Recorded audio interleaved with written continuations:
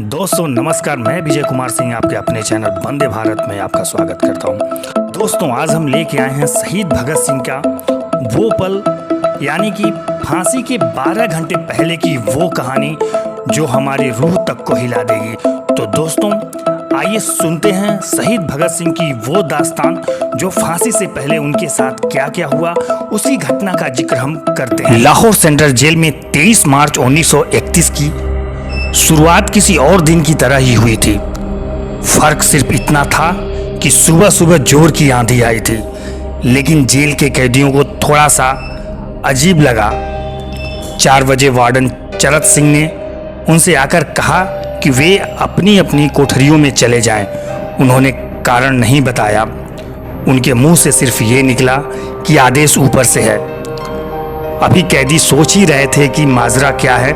Jail का नाई बरकत हर कमरे के सामने से फुसफुसाते हुए गुजरा कि आज रात भगत सिंह, राजगुरु और सुखदेव को फांसी दी जाने वाली है। उस क्षण की निश्चिंतता ने उनको झकझोर कर रख दिया। कैदियों ने बरकत से मनुहार किया कि वो फांसी के बाद भगत सिंह की कोई भी चीज़ जैसे पेन, कंघा या घड़ी उन्हें ला कर दें, ताकि वे अपने पोते पोतियों को बता सकें कि कभी वो भगत सिंह के साथ जेल में बंद थे। बरकत भगत सिंह की कोठरी में गया और वहाँ से उनका पेन और कंघा ले आया। सारे कैदियों में होड़ लग गई कि किसका उस पर अधिकार हो। आखिर में ड्रा निकाला गया। सब कैदी चुपचाप हो चले थे। उनकी निगाहें उनकी कोठरी से गुजरने वाले रास्ते पर लगी हुई थी। भगत सिंह और उनके साथी फांसी पर लटकाए जाने के लिए उसी रास्ते से गुजरने वाले थे। एक बार पहले जब भगत सिंह उसी रास्ते से ले जाए जा रहे थे तो पंजाब कांग्रेस नेता भीमसेन सच्चर ने आवाज ऊंची कर उनसे पूछा था, आप और आपके साथी ने लाहौर कॉन्फ्रेंस केस में अपना बचाव क्यों नहीं किया? भगत सिंह का जवाब था, इनकलाबियों को मरना ही होता है, क्योंकि उनके मरने से ही उनका अभिमान मजबूत होता है, अदालत में अपील से नहीं। वार्डन चरत सिंह भगत सिंह के खैरख्वाह थे और अपनी तरफ से जो कुछ भी बन पड़ता था उनके लिए करते थे। उनकी वजह से ही लाहौर की द्वारकादास लाइब्रेरी से भगत सिंह के लिए किताबें निकालकर जेल के अंदर आ पाती थी। भगत सिंह को किताबें पढ़ने का इतना शौक था कि एक बार उन्होंने अपने स्कूल के साथी जयदेव कपूर को लिखा था कि वो उनके लिए कार्ल लिबनेक की मिलिट्रिज्म, लेनिन की लेफ्ट विंग कम्युनिज्म और अपटन सिनेलेयर का उपन्यास द स्पाई कुलबीर के जरिए भिजवा दें। भगत सिंह जेल की कठिन जिंदगी के आदी हो चले थे। उनकी कोठरी नंबर 14 का फर्श पक्का नहीं था, उस पर घास उगी हुई थी। कोठरी में बस इतना ही जगह थी कि उनका 5 फीट 10 इंच का शरीर बामुश्किल उसमें लेट पाए। भगत सिंह को फांसी दिए जाने से 2 घंटे पहले उनके वकील प्राणनाथ मेहता ने उनसे मिलने पहुंचे। मेहता ने बाद में लिखा कि भगत सिंह अपनी छोटी सी कोठरी में पिंजड़े में शेर की तरह चक्कर लगा रहे थे। उन्होंने मुस्कुराकर मेहता को स्वागत किया और पूछा कि आप मेरी किताब रेवोल्यूशनरी लेनिन लाए या नहीं। जब मेहता ने उन्हें किताब दी तो वो उसे उसी समय पढ़ने लगे, मानो उनके पास अब ज़्यादा समय न बचा हो। मेहता ने उनसे पूछा कि क्या आप देश को कोई संदेश देना चाहेंगे? भगत सिंह ने किताब से अपना मुंह हटाए बगैर कहा, सिर्फ 2 संदेश, साम्राज्यवाद मुर्दाबाद और इनकलाब जिंदाबाद। मेहता के जाने के थोड़ी देर बाद जेल अधिकारियों ने तीनों क्रांतिकारियों को बता दिया कि उनको वक्त से 12 घंटे पहले ही फांसी दी जा रही है। अगले दिन सुबह 6 बजे की बजाय उन्हें उसी शाम 7 बजे फांसी पर चढ़ा दिया जाएगा। भगत सिंह मेहता द्वारा दी गई किताब के कुछ पन्ने ही पढ़ पाए थे। उनके मुंह से निकला, क्या आप मुझे इस किताब का एक अध्याय भी खत्म नहीं करने देंगे?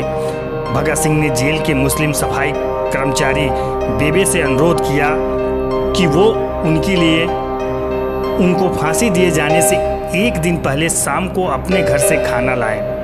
लेकिन बेबे भगत सिंह की ये इच्छा पूरी नहीं कर सके, क्योंकि भगत सिंह को 12 घंटे पहले फांसी देने का फैसला लिया गया और बेबे जेल के गेट के अंदर ही नहीं घुस पाया। थोड़ी देर बाद तीनों क्रांतिकारियों को फांसी की तैयारी के लिए उनकी कोठरियों से बाहर निकाला गया। भगत सिंह, राजगुरु और सुखदेव ने अपने हाथ जोड़े और अपना प्रिय आज़ादी गीत गाने लगे। कभी वो दिन भी आएगा कि जब आज़ाद हम होंगे, ये अपनी ही जमी होगी, ये अपना आसमां होगा। फिर इन तीनों का एक एक करके वज़न लिया गया। सबके वज़न बढ़ गए थे। इन सबसे कहा गया कि आप अपना आखिरी स्नान करें। फिर उनको काले कपड़े पहनाए गए, लेकिन उनके चेहरे खुले रहने दिए गए। चरत सिंह ने भगत सिंह के कान में फुसफुसाया और कहा कि वो अपने गुरु को याद करें। भगत सिंह बोले, पूरी ज़िंदगी मैंने ईश्वर को याद नहीं किया। असल में मैंने कई बार गरीबों के कलेश के लिए ईश्वर को कोसा भी है। अगर मैं अब उनसे माफ़ी मांगूंगा तो वो कहेंगे इससे बड़ा डरपोक कोई नहीं है। इसका अंत नज़दीक आ रहा है, इसलिए ये माफ़ी मांगने आया है। जैसे ही जेल की घड़ी ने 6 बजाए, कैदियों ने दूर से आती हुई कुछ पदचापें सुनी। उनके साथ भारी बूटों की ज़मीन पर पड़ने की आवाज़ें भी आ रही थीं। साथ में एक गाना दबा स्वर सुनाई दे रहा था, सरफरोशी की तमन्ना अब हमारे दिल में है। सभी को अचानक जोर जोर से इंकलाब जिंदाबाद और हिंदुस्तान आज़ाद हो के नारे सुनाई देने लगे। फांसी का तख्ता पुराना था, लेकिन फांसी देने वाला काफ़ी तंदुरुस्त था। फांसी देने के लिए मसीह जल्लाद को लाहौर के पास शाहदरा से बुलाया गया था। भगत सिंह इन तीनों के बीच में खड़े थे। भगत सिंह अपनी मां को दिया गया वो वचन पूरा करना। लाहौर जिला कांग्रेस के सचिव पिंडी दास सोंधी का घर लाहौर सेंट्रल जेल से बिल्कुल लगा हुआ था। भगत सिंह ने इतनी जोर से इंकलाब जिंदाबाद का नारा लगाया कि उनकी आवाज़ सोंधी के घर तक सुनाई दी। उनकी आवाज़ सुनते ही जेल के दूसरे कैदी भी नारा लगाने लगे। तीनों युवा क्रांतिकारियों के गले में फांसी की रस्सी डाली गई, इनके हाथ और पैर बांध दिए गए। तभी जल्लाद ने पूछा, सबसे पहले कौन जाएगा? सुखदेव ने सबसे पहले फांसी पर लटकने की हामी भरी। जल्लाद ने एक एक कर रस्सी खींची और उनके पैर के नीचे लगे तख्ते को पैर से मारकर हटा दिया। काफ़ी देर तक उनके 100 तख्तों से लटकते रहे। अंत में उन्हें नीचे उतारा गया और वहां मौजूद डॉक्टरों लेफ्टिनेंट कर्नल जे नेल्सन और लेफ्टिनेंट कर्नल NS सोधी ने उन्हें मृत घोषित किया।